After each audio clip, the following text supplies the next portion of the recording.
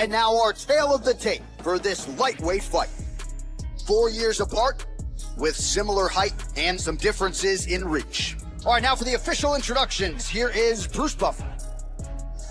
Ladies and gentlemen, this is the main event of the evening. And when the action begins, a referee in charge of the Octagon, Yves Loving. And now, this is the moment UFC fans around the world have been waiting for. Live from the T-Mobile Arena in Las Vegas.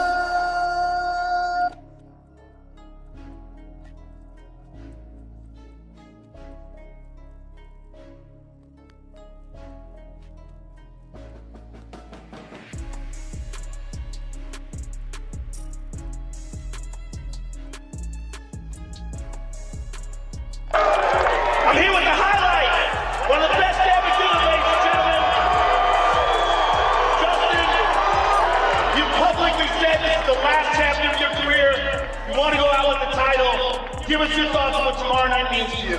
Oh, it means everything. I've committed my whole life to this, and every fight's the biggest, but this is the biggest fight of my life. I cannot wait to carry this torch, stripes on my back, and represent this country like it should be represented.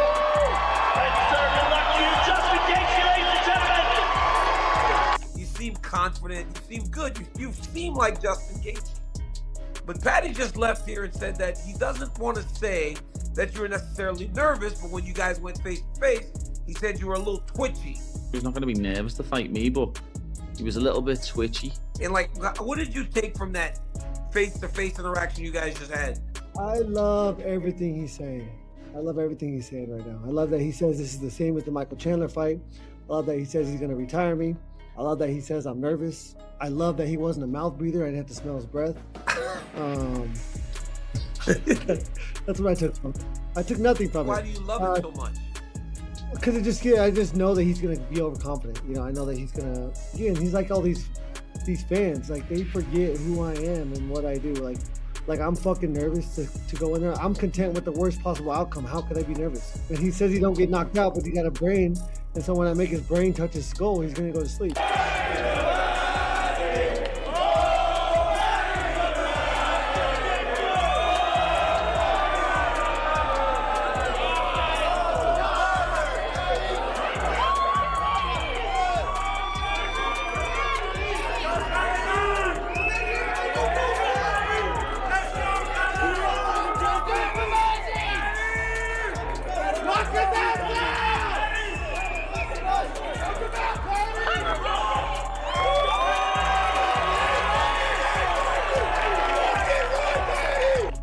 Dustin's never got a nice word to say about me, lad. So, well, I was honest and said he looked like shit against Gaethje. Fucking hell, stop fucking crying, you can't get That wasn't fat. even the fight you were talking about. You said his last fight. Which? No, I'm saying Dustin looked like shit against Holloway. That was what I said. He would also look like shit against Holloway. Well, we'll see. Once I beat you, I could end up fighting him. This is going to be pure fireworks long before anyone even steps into that octagon. Justin Gaethje and Paddy Pimblett have been throwing verbal bombs at each other, cranking up the tension to levels that promise turbulent chaos when they finally meet. Every analyst worth their salt is glued to this matchup, trying to figure out who's going to steal the spotlight when it all goes down. Here's my honest take on it. Justin puts him to sleep. That's exactly what I see happening. I think Justin finishes him. Prediction for the fight. Of course, I have to go with my brother Justin Gaethje. After putting time in with him, I think he is ready to be the potentially first two-time interim champion. Biased or unbiased, it don't matter to me. He's gonna chew up that leg. I think what makes Justin special, there's two things. Is his freaking calf kick, and then boom, his uppercut, bro. He's so vicious with it. He sneaks it in really good. When we talk about cage warfare, Justin Gaethje typically sets the bar. But Paddy Pimblett isn't backing down from anyone. The guy knows he can hang tough through whatever gets thrown at him. Trading blow for blow, though he's definitely not planning to make this a marathon. Pimblett is promising pure violence, the kind of punishment Gaethje has never experienced. And he's dying to prove to everyone exactly what he brings to the table. Usually when we think of Gaethje, we think of wars, we think of back and forth scraps. Do you think this is going to be a dominant one-way traffic performance by yourself? That's our job, isn't it? We're meant to hate each other. That's what everyone's here to see. You know what I mean? Is part of you hoping that maybe Justin can finally be the one to drag you into a war, take you to the full 5 rounds and see what your medal is made of? Yeah, of course, but I know I've got that in me anyway. I know I've got the heart and the desire to go 5 rounds with a warrior like Justin Gaethje, but it's not going to go that long. As I say, I'm going to put a beating on him, and it's going to be like he's never had before, and I can't wait to show everyone. Paddy's trash talk isn't scaring Justin, though. If anything, it's lighting a fire under him. Rather than getting shaken up, he's feeding off every single boastful word that comes out of Pimblett's mouth. Gaethje is calling out what he sees as disrespect toward the legends of this game, promising to teach this English fighter some hard lessons when the cage door closes. For him, this goes way beyond just another fight. This is about proving with every strike who really runs things once that door locks. Justin, when you hear those comments, does that inspire any sort of fire inside you, or is that just the same talk you've heard from other opponents before? No, I love it. This guy, I love everything he's been saying. You know, he's definitely sounds overconfident. He's out here disrespecting legends like Dustin Poirier. I'm gonna dog walk this English fuck on Saturday. Watch. Justin's got a calculated game plan for dealing with Paddy.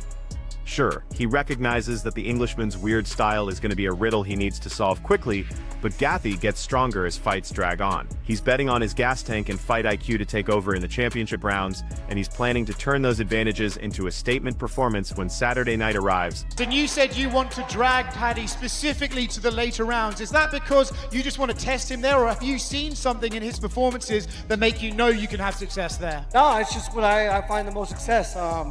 He is weird, he's awkward fighting style, and it's gonna be a little puzzle. I'm gonna have to figure it out through the first round, and similar to my other opponents, I constantly am building momentum, and this is a battle of momentum, and I'm gonna dog walk this motherfucker. Sticking to his blueprint of grinding Pimblett down, Justin isn't about to go charging in wildly.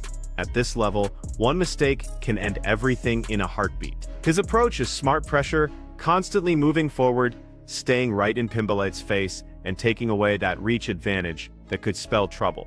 Gaethje's mixing controlled aggression with tactical positioning, looking to dictate where this fight happens, break down his opponent systematically, and let his conditioning take over as the rounds pile up. You've alluded to getting into the 4th and 5th rounds with Paddy. Is this a fight that you think you can be cautious in, or do you think you'll have to fight wide open? I think I need to fight smart. At the highest level, you cannot make mistakes. And if you watch all the champions, they're moving forward. I'm going to move forward, and I'm going to be in his chest. I'm going to put my head in his chest. You got really long arms. It's going to be hard to hit me when my head's in his chest. Meanwhile, Paddy's embracing everything that makes him unpredictable. He's used to people sleeping on him, and he's figured out how to make that work in his favor. This isn't like preparing for someone with Khabib's blueprint. You can't game plan for his movements because there isn't a pattern to follow. He represents a completely different kind of problem, slick and unconventional. Pimblett loves being that unsolvable equation, ready to catch anyone off guard who shares the cage with him, whether this thing hits the canvas or stays standing. This is going to be massive, no doubt about it. I think everything's going to be all right. It's going to be 2 autistic dudes going at each other. The one that's got the better plan comes out with the win. It's going to be a good fight. And one for Paddy. Justin said yesterday that you're no Khabib Nurmagomedov on the ground, and he's going to fight you with no fear in that area. Do you think he's going to be surprised about your ground game if it does go there?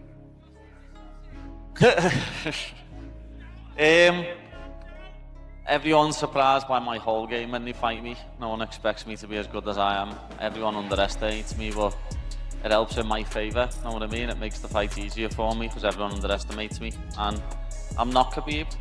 No one else is. I'm me. Know what I mean? And I'm an even harder puzzle to solve. I'm proper weird. You knew what Khabib was coming to do. You don't know what I'm coming to do. On the flip side, Paddy's completely ignoring all the background chatter and speculation. He couldn't care less about any of it. Saying whether the rumors are real or fake won't change what happens in there. He already knows there will be excuses floating around if he gets his arm raised, and he's made peace with that storyline. What Pimblett cares about is showing up prepared leaning into his ability to create havoc and trusting that when he walks into that cage, he's the one calling the shots, and nobody's going to stop him that evening. Yeah, I've seen it. It's one of them. What are we meant to do? You know what I mean? If he's got staff, lad, he's got staff. Doesn't matter if he's got staff or not, I'm still going to smash his head in. But there's lads in our gym who fought with staff, lad, and knock people out in the first round, so it doesn't affect you that bad. But that'll be another excuse for everyone when I win. That'll be like, oh, just in case you had staff as well. You know what I mean? So it's one of them. I get on with it. I'm going to be turning up in the cage, and all that matters is if I turn up, nobody beats me. Looking at expert opinions, Michael Bisping frames this as confidence meeting confidence head-on. His official prediction leans toward Paddy, based on something that's tough to measure but impossible to miss. Pimblett truly believes his time has arrived. Bisping also calls attention to Pimblett's strange, unorthodox, striking approach, emphasizing that while it's nowhere near textbook perfect, that unpredictability by nature can throw off timing and surprise opponents when everything's on the line. Justin versus Paddy, I said I think Paddy is going to win this one in my official predictions. And there's just something about him, right? He really, really believes it, right? I don't know whether he's just posturing. I don't know if he's just, puffing his chest out. But I think he really, really believes it. And guess what? So does Justin Gaethje. That's why this fight is guaranteed to be just phenomenal. It's really going to be a great fight. Justin said that Paddy's kind of awkward, and he is on the feet. He's a little bit awkward. He's not like a conventional striker. He's not a guy, hands up, chin down, throws predictable combinations. He's a little bit outside of the box, right? And that is good for Paddy because he catches people off guard because he doesn't follow the strike. From the other angle, Bisping highlights Justin's technical foundation and polish. Everything he does is built on clean, traditional fundamentals, sharpened by world-class coaching, crisp combination punching, brutal leg kicks, and bulletproof takedown defense. Both guys look to be in incredible shape, but Gaethje's confidence matches Pimblett's volume for volume. He's carrying himself like someone ready to remind the world why he's already competed at the sport's highest level and why he still deserves to be mentioned with the division's best. Patterns, whereas Justin Gaethje, it's very much, orthodox boxing taught by Trevor Whitman. So it's like, if you throw a jab, there's a right hand, then there's a left hook coming behind that. Maybe there's an uppercut, some crushing low kicks, excellent takedown defense. Both guys are in the best shape of their life, right? Paddy's absolutely ripped. Justin's been chatting this week as well. He's very, very confident. He's going to go out there. He's going to show the world that he is the interim champion. Dana White focuses on that special quality that makes Paddy stand out from the pack. He points out that similar to other superstars, Pimblett consistently discovers ways to get his hand raised, never shows fear toward any opponent, and understands how to electrify crowds. His walkouts, his energy, his natural magnetism all contribute to what makes him special. He's got every ingredient needed to become a superstar, but the big question hanging over everything is whether he can turn that into championship gold. We'll find out Saturday, and that mystery is exactly what makes this showdown so compelling. A lot of different things make people a star, but the one thing that only matters is, can you fight? With that then in mind, what is that extra little bit of something that Paddy's got? Yeah, well, Paddy's got what all the other stars I mentioned have. He always finds a way to win. He's not afraid to fight anybody, and he's great on camera. His entrance is always great and energetic and exciting, and yeah, he has all the tools to be a star. The question is, can he be a world champion? We'll find out. Shifting focus, Shael Sun discusses Gaethje's unique position and the strange territory he occupies in the rankings. He points out that half of Justin's recent fights have been for major titles, including those big BMF moments, but there's still ongoing discussion about how much weight those belts really carry. Sun suggests Gaethje might be his own worst critic. even though plenty of fans already view him as a champion, which creates lingering doubt about how those titles are actually perceived. Meanwhile, Dustin Poirier shows some skepticism about the Pimblett momentum, holding back from completely buying into the hype. He wonders if Paddy can actually execute his ground game and expects this to become an extended striking war, where Gaethje's knockout power and comfort in dangerous exchanges make surviving 25 minutes incredibly tough. While he acknowledges Pimblett as a serious competitor, Poirier says a victory over Gaethje would be what finally converts him into a true believer. But Khalil Rountree addresses the weird perception gaps surrounding Paddy, observing that despite all his experience and continued growth, many people still won't give him full credit. At the same time, Rountree stresses that Justin gets unfairly labeled as just a wild brawler, when the truth is his approach has become much more methodical and technical under elite coaching. For Rountree, that combination of precision and knockout power tips the scales, making him back Gaethje in this battle. Khalil returns to the fascinating style matchup at the heart of this fight. While he admits that Paddy remains undervalued and continues developing as a fighter, he thinks Justin has exactly what it takes to deal with the unpredictable technical elements of Pimblett's arsenal, from flying triangles to unconventional setup. Combined with his experience, toughness, and the strategic wisdom of Trevor Whitman, Gaethje brings a level of preparation that turns this into a captivating headliner where technique, determination, and innovation meet head-on. Building on the technical breakdown, Demetrius Johnson dives deeper into the matchup details. He gives props to Gaethje's striking game, his crisp jab, devastating leg kicks, and perfectly timed uppercuts, but acknowledges that Pimblett brings a wild-card factor that could completely change everything. Paddy's explosive attacks, using the cage force opponents into instant decisions, creating a fight that depends on whether Gaethje can establish his fundamentals before Pimblett's madness takes control.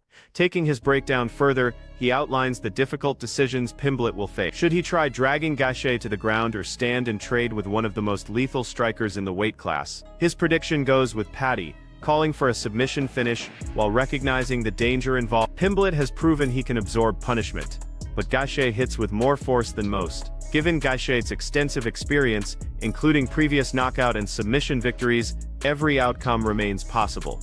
But if forced to choose, he expects Pimblett to get the stoppage. This matchup is building into a perfect contrast of approaches. Gaethje bringing power and technique, Pimblett bringing unpredictability and innovation. Anything could happen, and that's exactly why you can't miss this one. Who's your pick? Let me know what you think in the comments, and make sure to hit subscribe for more fight analysis.